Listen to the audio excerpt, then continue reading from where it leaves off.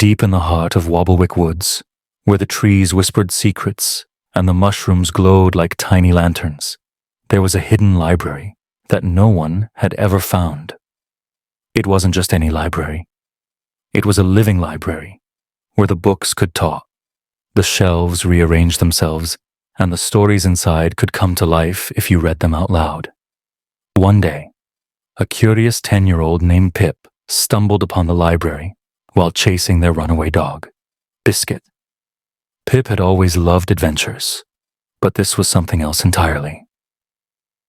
The library was tucked inside a giant, hollow tree, and its door was made of shimmering spiderwebs that sparkled like diamonds. As Pip stepped inside, a book floated off the shelf and hovered in front of them. Its cover was made of what looked like tree bark, and the title glowed. The Tale of the Mischievous Moon. "Go on, open me," the book said in a bubbly voice. Pip hesitated but couldn't resist. As soon as they opened the book, the room filled with light, and suddenly, Pip and Biscuit were standing on the surface of the moon. But this wasn't the quiet gray moon they'd learned about in school. It was alive with craters that giggled, stars that zoomed around like fireflies, and a giant, grumpy moon rabbit who was busy knitting a scarf out of stardust. "Who dares disturb my knitting time?" the moon rabbit boomed.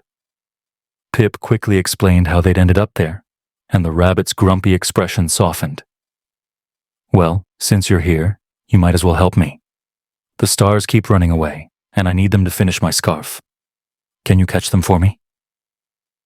Pip and Biscuit spent the next hour chasing glowing stars, laughing as they zipped and zoomed around. When they finally caught enough stars, the moon rabbit thanked them and handed Pip a small, glowing key. "This is a library key," the rabbit said. "It will take you back to the secret library, but be warned. Once you have the key, the library will call you back for more adventures. Are you ready?" Pip grinned. "Absolutely." With a flash of light, Pip and Biscuit were back in the library. But now the shelves were filled with even more magical books, each one whispering promises of new adventures. Pip realized this was only the beginning. The next book that caught Pip's eye was titled The Great Cookie Caper. As soon as they opened it, Pip and Biscuit were whisked away to a land made entirely of sweets, rivers of chocolate, mountains of marshmallows, and trees with lollipop leaves stretched as far as the eye could see. But something was wrong. The Candy Kingdom was in chaos. The royal cookie jar had been stolen, and the kingdom's joy was fading fast. Pip and Biscuit teamed up with a spunky gingerbread detective named Gumdrop to solve the mystery. They followed a trail of crumbs, of course, and discovered that the cookie jar had been taken by a lonely troll who just wanted friends to share treats with. Instead of fighting, Pip came up with a clever idea. They invited the troll to a grand cookie party in the kingdom. The troll, overjoyed, returned the jar, and everyone celebrated with a feast of cookies, cakes, and candy. As the party ended, Pip felt the familiar tug of the library key.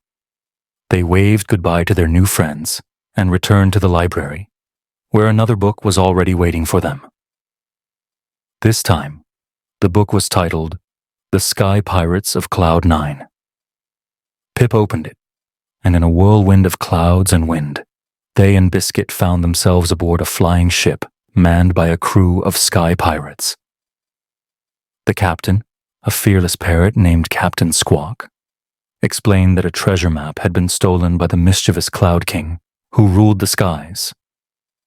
Pip and Biscuit helped the pirates navigate through stormy clouds, outsmart the Cloud King's guards, and retrieve the map.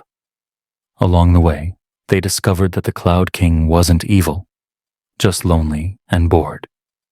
Pip convinced him to join the pirates on their adventures, and the Cloud King happily handed over the map, eager for some excitement.